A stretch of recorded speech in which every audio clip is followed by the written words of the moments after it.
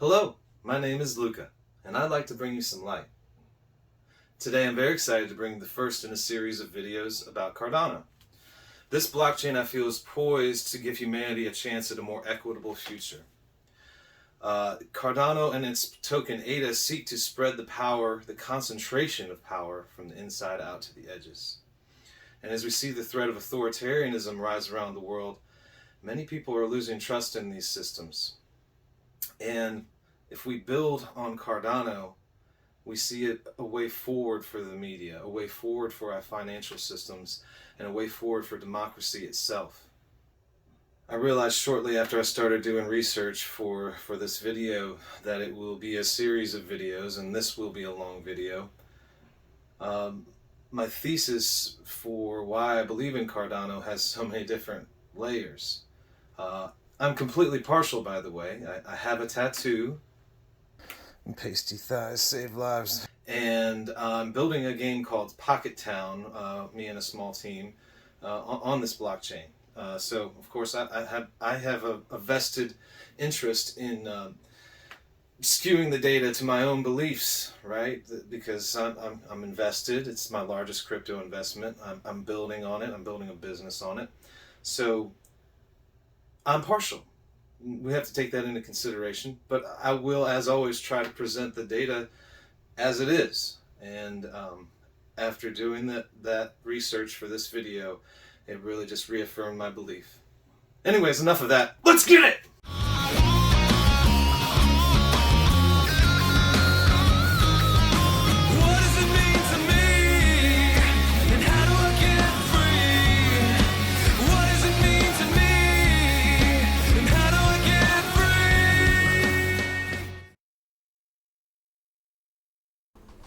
Okie dokie, let's get into it. So, first I want to talk a little bit about why we need blockchain at all. And this article here, it's just an updated document that basically covers the largest data breaches in company history. So just kind of briefly glancing through these, you see this first one is some adult site that has almost 11 billion records.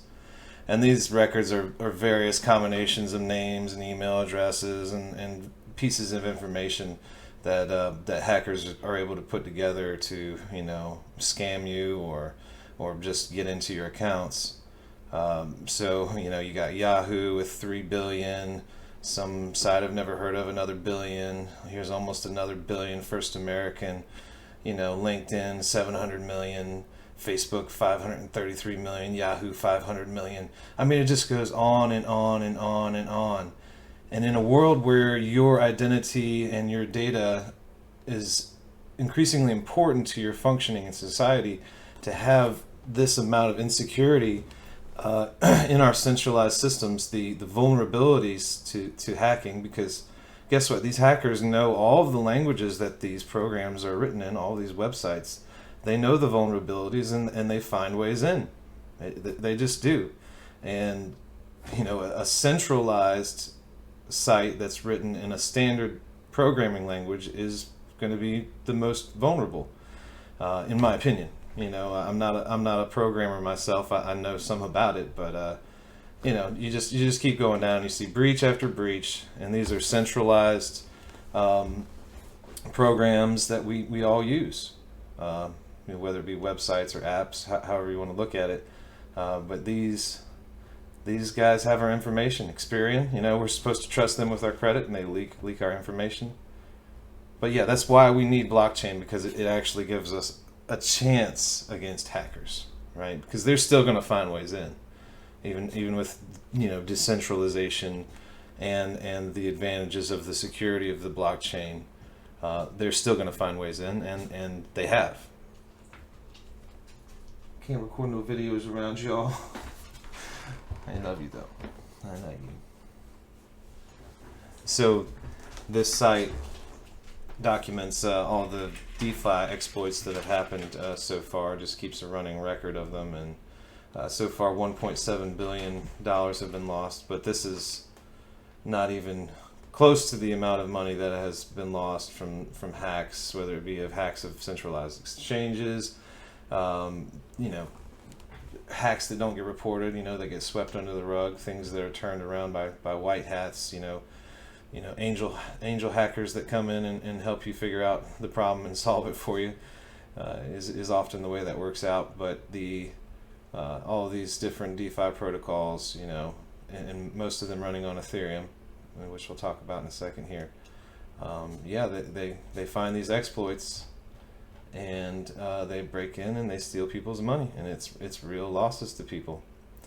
And let's talk about the reasons why this happens. To do that, we need to talk about some of the top programming languages that are used in programming blockchains. You see C++, Python, Java, Solidity, which is one of the Ethereum programming languages. You got Viper, Golang, C#, JavaScript, Simplicity, Rolang. I know that Rust is what Solana uses. It's gaining in popularity. But the kind of unifying factor about many of these, not all of them, but they're either some of them which are where the programming language is written for Ethereum are relatively new languages that are continually having vulnerabilities exposed, but the ones that don't have proprietary languages, they're basically popular programming languages, and as a result, they're going to be more vulnerable to being hacked.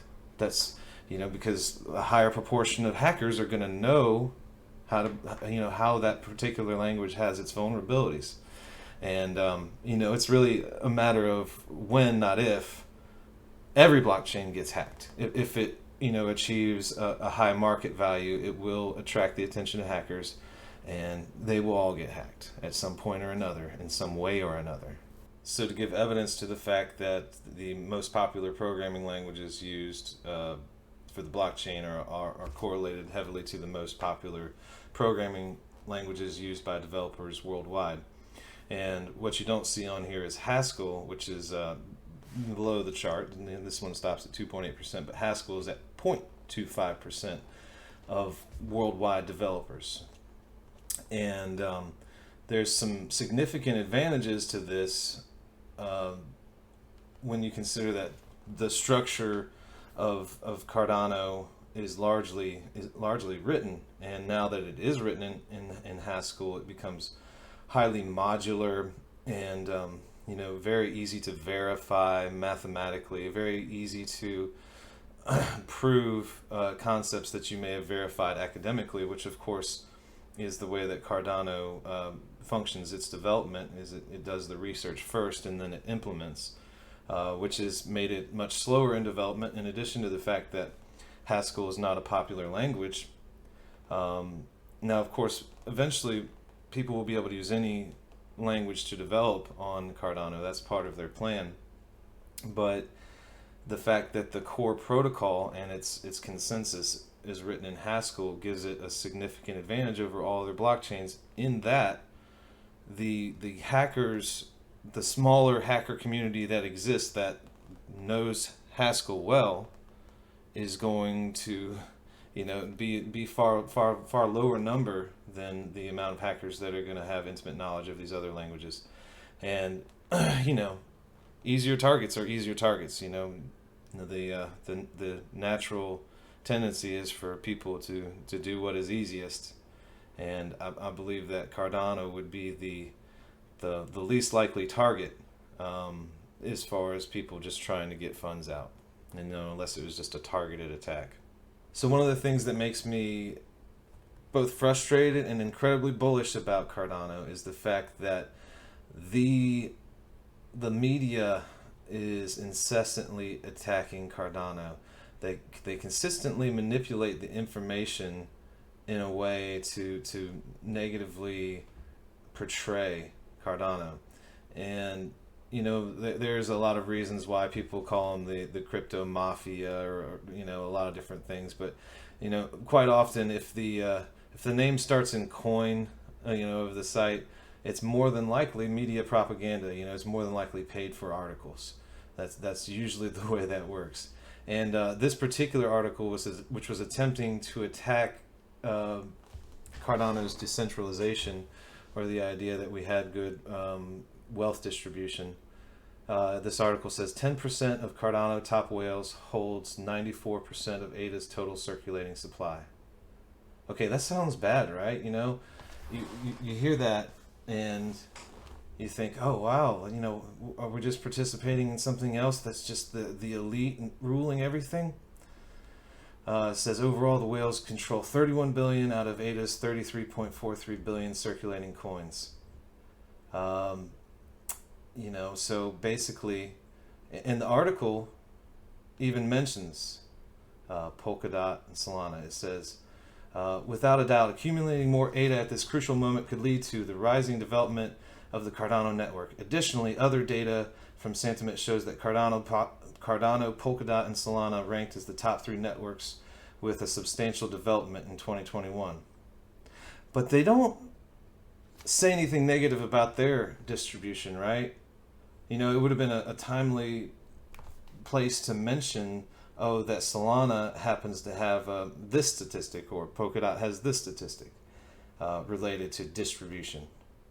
So they just happened to write an article that was trying to negatively portray ADA, and they throw in these names of these other blockchains, and they don't bother to give their statistics because they know it would negatively represent them. So this makes me realize that this is completely manipulation. Completely. It's propaganda and manipulation. The same kind of things we see in our regular media, that's what's happening right here. And there's likely a reason for that, and that's because this is not a venture capitalist coin. It was largely public sale, and I'll show you some information on that later. But because of that, because this could actually spread around wealth. With most of these other tokens that are pumping like crazy, once the large holders sell, more than likely the bag holders will be left with the losses. And the gains that they thought they have will completely disappear if they didn't sell at the right time. Hopefully they did, but most people aren't traders, so most people lose. This next image is from Asari. It's just a picture of graphs that are breaking down how the initial token allocations happen for these public blockchains. And the blue is public sale, the light green is community allocations, the red for insiders, and the gray for foundations and more. So you can see that Ethereum had a pretty fair distribution, right? They had 20% set aside for the insiders, for the foundation, for further development, and 80% of it was just available for people to buy. It's pretty good. Not bad.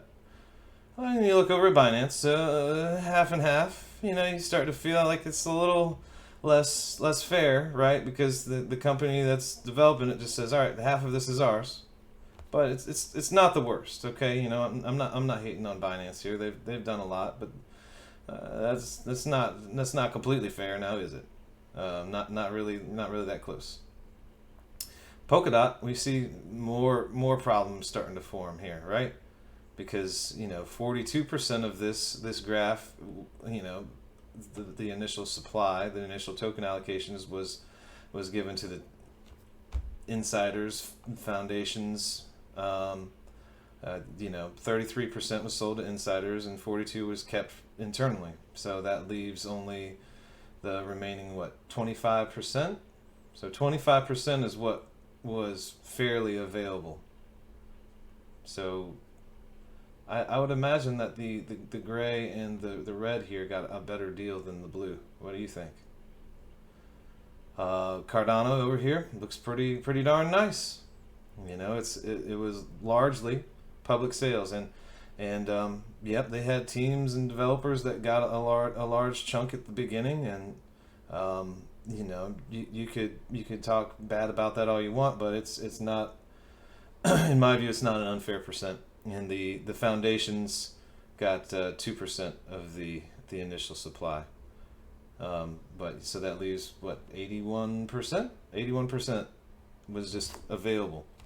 That the red and the gray portions of this pie got a better deal than the blue, but at least it's not 75% of it. At least it's not 75% of the pie went to somebody who got a better deal. So that allows for a more fair distribution, especially since Cardano has been around for a while now, and the initial token sale was quite some time ago now. If you look at Solana, I found this really interesting because you really see this large chunk cut out for community allocations, and even more than the insiders, which was almost 50% on Solana, which insiders could also include influencers and whatever else. But this community allocation, yeah, it almost seems like that was just a chunk set aside to bribe the community. Okay, like imagine how many Twitter influencers and YouTubers have gotten a share of this community allocations here. Do you think they would feel better about Solana if they happen to be given a whole bunch for free, just for talking about it, and then the price goes up? Ooh, wow. See, Cardano doesn't have that. It doesn't have that money just to give to influencers, right? It's not doing that. The people that talk about Cardano are not just getting a stream of ADA, for doing it. We just love the project and love to talk about it, and are trying to build community. Whereas this is an artificial community. It's a community based on being given something and then shilling it. Some of these other ones I'm not going to talk about too much, but they had, like EOS actually had a pretty good distribution. Of course, their public sale generated a huge amount of funds, which ended up going to them, and they wasted. But Tron, had a pretty unfair distribution overall. Cosmos, I really like this. I've owned some Cosmos before, sold it off, but I hope to be able to get some again. I own some Tezos right now. I like their distribution chart. Avalanche is another one of those that kind of reminds me of Solana. You have a large chunk for insiders, a large chunk for community, so that you can have people out there shilling it for you, and that's basically what I read from this particular section of pie graphs. It shows me that Avalanche and Solana are using large chunks of their distribution to artificially build up their socials, because whenever the price isn't going up, how many of these people will be there as believers in these projects once they start edging into losses? I'm pretty sure they'll all be hating and crying. This next piece of evidence is just about wealth distribution. Since ADA got attacked about their distribution, I figured I would give some evidence for the distribution of these other blockchains. So if you look at the wealth distribution for Solana, and this is from Solana Beach. This is just from their supply tab, and this site runs very slowly. It took forever for it to load. I don't know if that's because of the blockchain or the website. Anyway, you look at the percentages over here on the right, and represented in these 5 tiers, holders between 100 and 10 million Solana, this represents 99% of the supply.